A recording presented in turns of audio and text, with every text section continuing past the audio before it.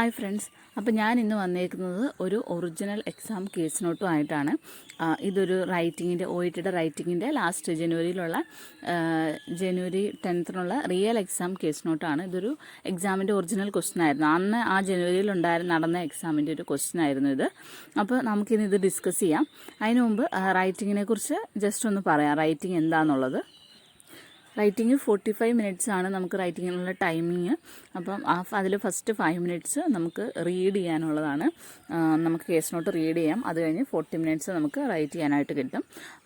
അപ്പം നമുക്ക് കേസ് നോട്ടിലോട്ട് പോകാം. അപ്പം ഞാൻ ഓൾറെഡി പറഞ്ഞു, ഇത് January 10th 2020 January 10th case നോട്ടാണ്. അപ്പം കേസ് നോട്ട് ഇങ്ങനെയാണ്. Notes: you are the nurse in charge in a nursing home. One of your patients, Mister Piotr Nowak, അവിടെ സ്പെല്ലിംഗ് മിസ്റ്റേക്ക് വന്നാണ്, നൊവാക്ക് എന്നാണ് കേട്ടോ. Nowak is moving to another nursing home to be nearer to family. അപ്പം നിങ്ങൾക്കത് മനസ്സിലായി കാണും എന്താണെന്നുള്ളത്. Patient details: name Piotr Nowak, date of birth, address Riceville nursing home 27 Flemington street, Riceville. അപ്പം ഇതാണ് പേഷ്യൻ്റെ ബേസിക് ആയിട്ടുള്ള ഡീറ്റെയിൽസ്. ഇനി അടുത്തത് പേഷ്യൻ്റെ സോഷ്യൽ ബാക്ക്ഗ്രൗണ്ട് ആണ്. He's a widower,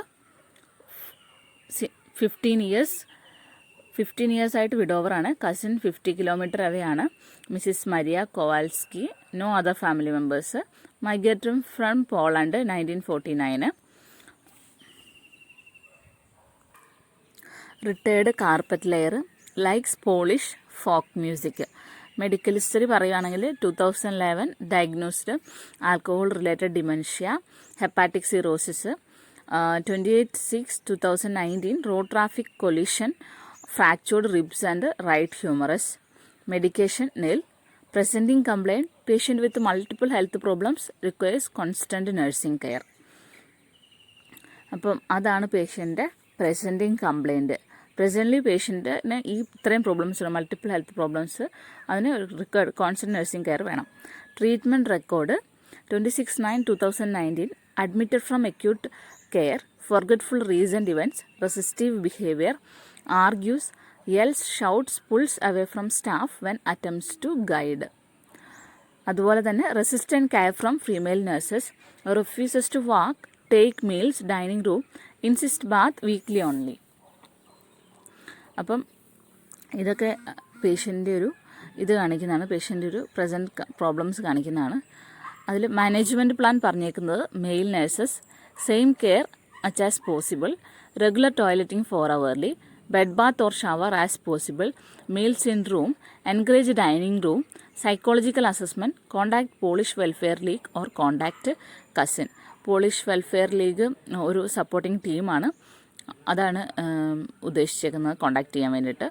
psychological review: 13/10/2019 psychological review, record behaviour, consistent management staff and routine, reinforce positive behaviour, music praise. 23/10/2019 eating normally, still in room, staff contacted cousin, no contact 7 years, says maybe visit, staff contacted Polish welfare league, some help available. അതുപോലെ അടുത്തത് 5/12/2019 still eats in room, cousin visits, patient yells at her, she leaves upset, staff phone her, later she refuses visit again. അപ്പം നമ്മൾ case നോട്ടിൻ്റെ relevant data മാത്രം select ചെയ്യണം. ആദ്യത്തെ 5 minutes read ചെയ്യാൻ മാത്രമേ പാടുള്ളൂ. 2/1/2020 ബിഹേവിയർ ആണ് പേഷ്യൻ്റെ. Responses to firm request: generally calmer, prefer male nurse, shower most days, supervised, most meals in dining room, walks there. അപ്പോൾ പേഷ്യൻ്റ് ഒരു മൈൽഡ് ഇമ്പ്രൂവ്മെൻറ്റ് അവിടെ കാണിക്കുന്നുണ്ട് 2ാം തീയതി മുതൽ. Often listen to music, headphone വെച്ചിട്ട്. Smile today, again contacted cousin, will think about. അപ്പം നമുക്ക് ഈ കേസ് നോട്ട് വായിക്കുമ്പം നമുക്ക് എന്താണോ മനസ്സിലാവുന്നത് ആ രീതിയിൽ വേണം നമ്മൾ ലെറ്റർ എഴുതാനായിട്ട്. 10/1/2020 cousin visited, went well, says would see more if closer. അപ്പം കസിൻ പറഞ്ഞേക്കുന്നത്, കസിൻ്റെ അടുത്താണെങ്കിൽ ആൾക്ക് പേഷ്യൻറ്റിനെ വിസിറ്റ് ചെയ്യാൻ എളുപ്പമായിരിക്കും. Writing task. Using the information in the given case notes, write a letter for transfer of care to the patient's new nursing home. അപ്പോൾ പേഷ്യൻ്റ് ഒരു നഴ്സിംഗ് ഹോമിലാണ് ഇപ്പം. അപ്പോൾ ഈ വേറൊരു അടുത്തുള്ള നഴ്സിംഗ് ഹോമിലോട്ട് ഷിഫ്റ്റ് ചെയ്യുകയാണ്. അപ്പം in your letter briefly outline Mr. Novak's history and ongoing management.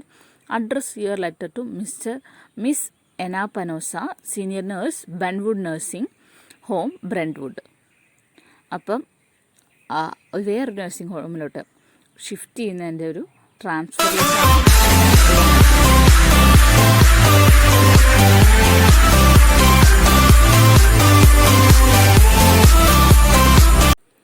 അപ്പം നമ്മുടെ റൈറ്റിംഗ് ടാസ്ക് നമുക്കൊരു transfer of care, transfer ലെറ്ററാണ് എഴുതാനുള്ളത്.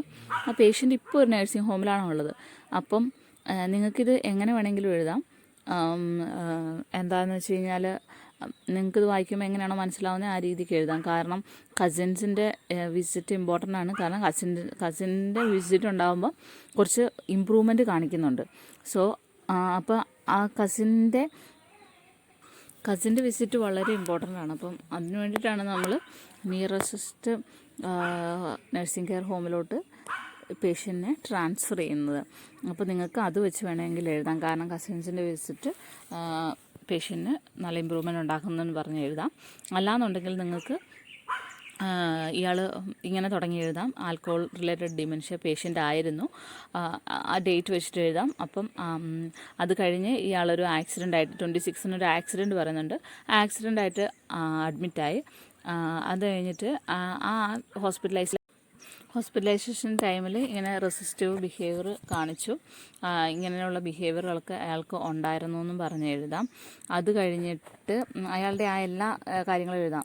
Resist care from female staffs, eating in dining room എല്ലാം എഴുതി വെച്ച് അതുകൊണ്ട് ഒരു സൈക്കാട്രിക് കൺസൾട്ടേഷൻ ചെയ്തു.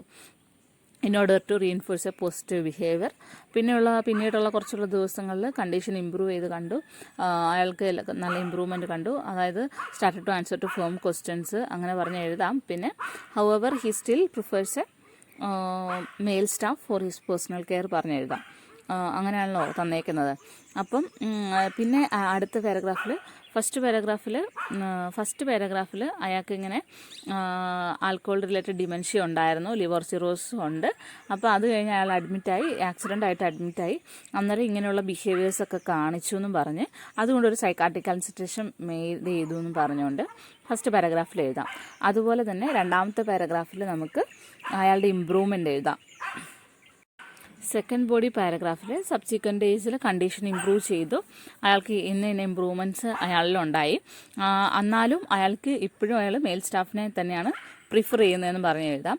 മൂന്നാമത്തെ ബോഡി പാരഗ്രാഫിൽ അയാളുടെ സോഷ്യൽ കണ്ടീഷൻ എഴുതിയിട്ട് അയാളെ ടേക്ക് കെയർ ചെയ്യാൻ ആരുമില്ല, കസിൻ മാത്രമേ ഉള്ളൂ. അപ്പം കസിന് വിസിറ്റ് ചെയ്യണമെങ്കിൽ കസിൻ്റെ നിയറസ്റ്റ് ഹോം നഴ്സിംഗ് ഹോമിലോട്ട് ഷിഫ്റ്റ് ചെയ്യണം.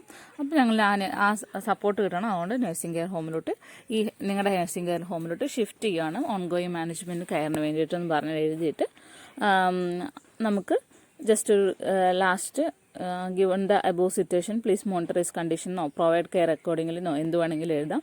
ഇങ്ങനെ എഴുതാം നമുക്ക് ലെറ്റർ. ഇതല്ലാതെ തന്നെ വേറെ രീതിയിൽ നമുക്ക് എഴുതാം. അതായത് പേഷ്യൻ്റ് ഇന്ന പ്രോബ്ലങ്ങളൊക്കെ ഉണ്ട്, അപ്പം ഈ കസിൻ്റെ അടുത്തുള്ളതിലോട്ട് ഷിഫ്റ്റ് ചെയ്താലേ കസിൻ്റെ വിസിറ്റ് പേഷ്യൻ്റ് ഇമ്പ്രൂവ്മെൻറ്റ് കാണിക്കുന്നുണ്ട്. അപ്പോൾ അങ്ങോട്ട് ഷിഫ്റ്റ് ചെയ്താലേ പേഷ്യൻറ്റിന് നല്ല പ്രോഗ്രസ് ഉണ്ടാകത്തുള്ളൂ. അപ്പോൾ അതിനുവേണ്ടിയാണ് ഷിഫ്റ്റ് ചെയ്യുന്നത് പറഞ്ഞാൽ അങ്ങനെ എഴുതാം. ആക്സിഡൻറ്റ് അത് എങ്ങനെ വേണമെങ്കിലും നമുക്ക് എഴുതാം. നമുക്ക് നമ്മുടെ വ്യൂവിൽ എന്ത് തോന്നുന്നോ അതിനനുസരിച്ച് നമുക്ക്. ഞാൻ ഇവിടെ ഇപ്പോൾ എൻ്റെ ഒരു ഐഡിയ ആണ് ഷെയർ ചെയ്തേക്കുന്നത്. നിങ്ങൾക്ക് ഈ കേസ് നോട്ട് വായിക്കുമ്പോൾ എന്ത് തോന്നുന്നോ എങ്ങനെ എഴുതണം തോന്നുന്നോ അതിനനുസരിച്ച് നിങ്ങൾക്ക് എഴുതാം. റെലവൻറ്റ് ഡാറ്റ മാത്രം സെലക്ട് ചെയ്ത്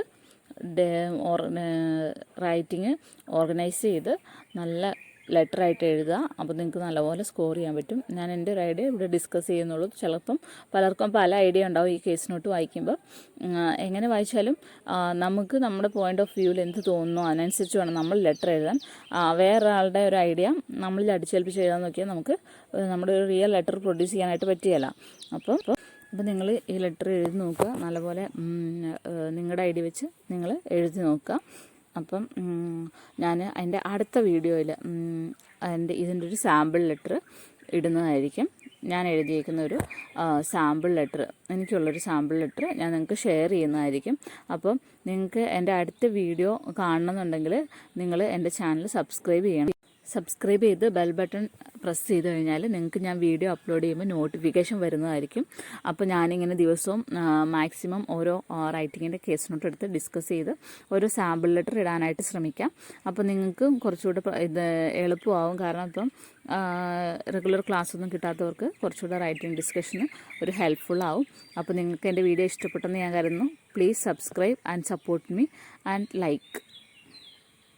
ലൈക്ക് മീൻസ് നിങ്ങൾക്ക് എൻ്റെ വീഡിയോ ഞാൻ പ്രസൻറ്റ് ചെയ്യുന്നത് ഇഷ്ടപ്പെടുവാണെങ്കിൽ നിങ്ങൾ ആ വ്യൂ ചെയ്യുന്ന സമയത്ത് ആ ലൈക്ക് ബട്ടൺ കൂടെ ഒന്ന് പ്രസ് ചെയ്യുക. അപ്പോൾ എനിക്ക് കുറച്ചുകൂടെ സപ്പോർട്ടായിരിക്കും.